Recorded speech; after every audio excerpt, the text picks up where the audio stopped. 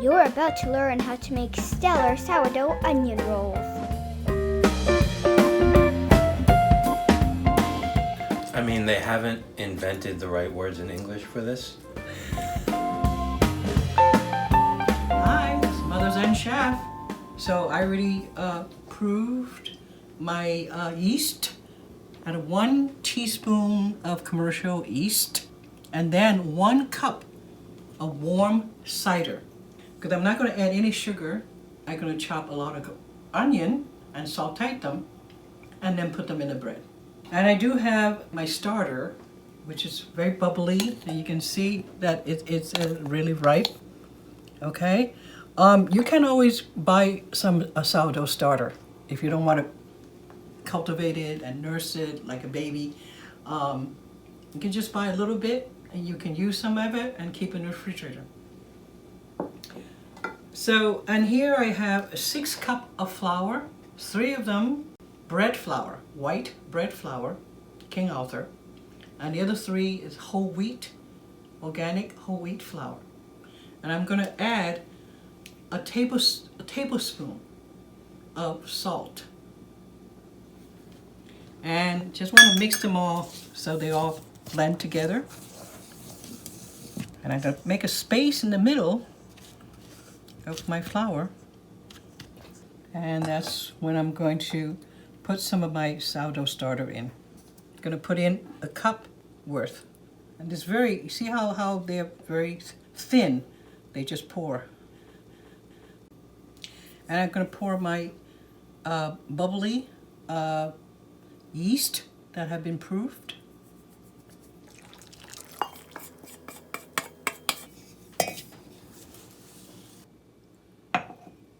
And here's a 2nd cup of warm cider. Cider is not like apple juice. It's already kind of fermented. And they make your dough very light and give that little light, very light sweet. Okay, I'm pouring a little bit more water. So far I have 2 cups of cider, 1 cup sourdough starter, and 1 tablespoon of salt, and 1 teaspoon of commercial quick acting yeast. And since I'm making kind of, I would call it bread that's not conventional, and I'm adding some olive oil to my bread. And here I have 3/4 cup. I'm not going to use it all. Okay, so I just pour in about 1/2 cup right now.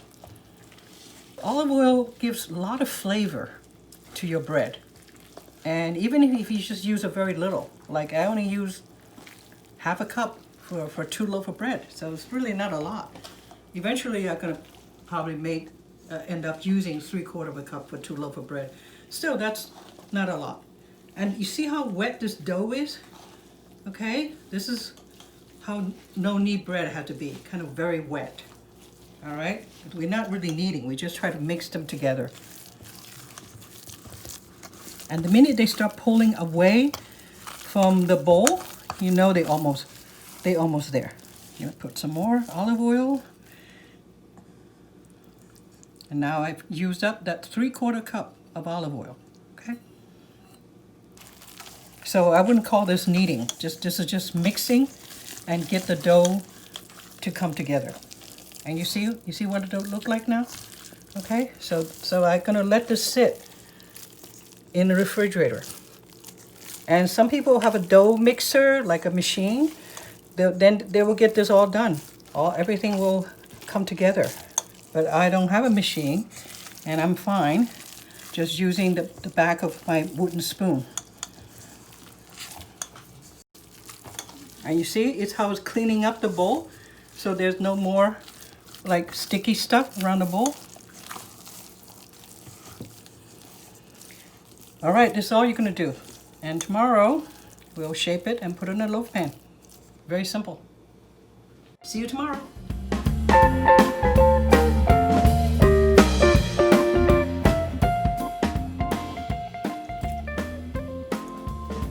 Mouth fantasy. I'm making sourdough onion rolls. They are actually very simple. They from the no-knead sourdough bread dough. I'm going to take it out right now. And you see how the sourdough is making it really, really, you can just tell by looking at the dough. It got a lot of yeasty action, I would call it.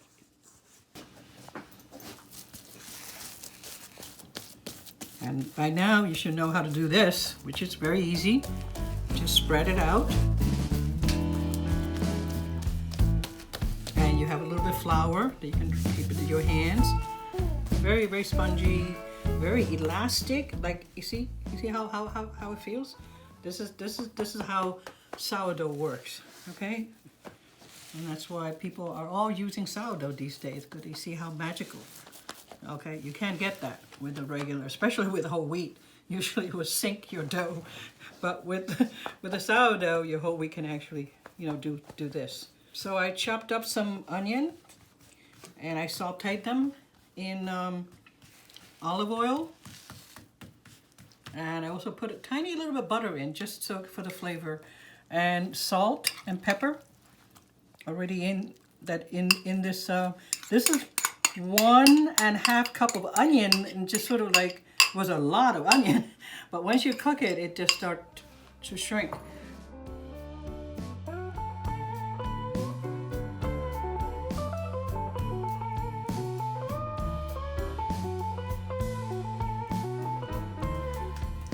And now the same thing, you roll them very tightly into a coil and keep your fingers folding them up as you roll.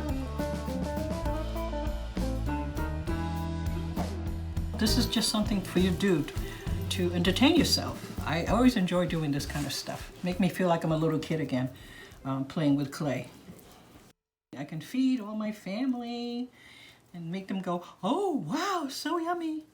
One time I made a roll like this. A friend of mine came over for lunch, and I had a basket full, and she just kept eating. She couldn't stop. And then she said, I'm so sorry. I'm so sorry. I said, don't be sorry. It is addictive. Now, with places that look like I have a little hole, we just sprinkle a little bit of flour. And this is very soft dough. I would call it forgiving, and you can shape it any way you like. But make sure you pinch them all nice and tight so you don't have all this onion and everything, oozing out. Okay, now I have a butter pan already here for me to put it in. And now you just have to be very brave and try to prop it in there. Okay, this is how you do it. You prop it in there. Connect them, make sure they are, and you can squeeze them a little bit so they're kind of standing a little bit tall rather than flat, because they are going to flatten out quite a bit. But if the more you give them a little raise, that way they have a room to grow. In about an hour, this thing will expand, will fill up this whole tray here. What I wanted to do is now take my scissors, and I'm going to cut a piece, and then I cut another piece. Keep cutting.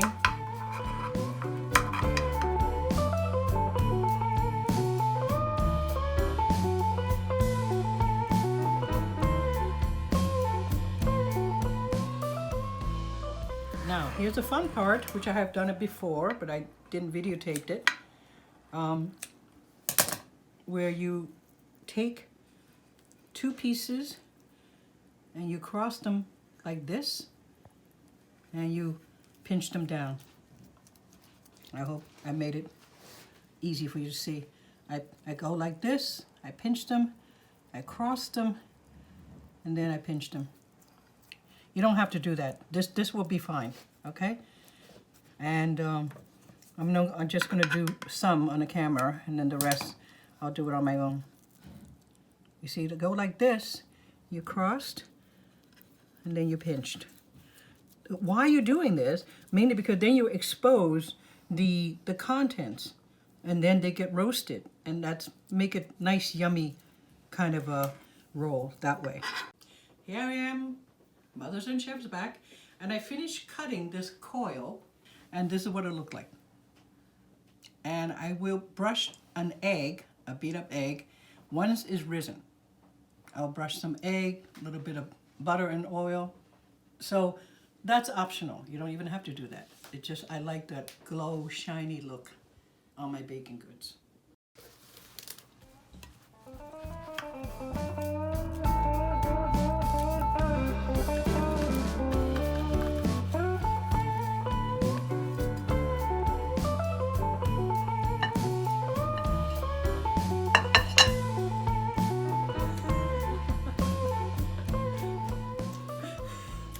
I mean, they haven't invented the right words in English for this, but I'll just say mouth fantasy. Mouth fantasy. Yeah. All right. I want to try some right now. Oh my. I'm eating this right now with Mom's lentils. Ma, this is illegal.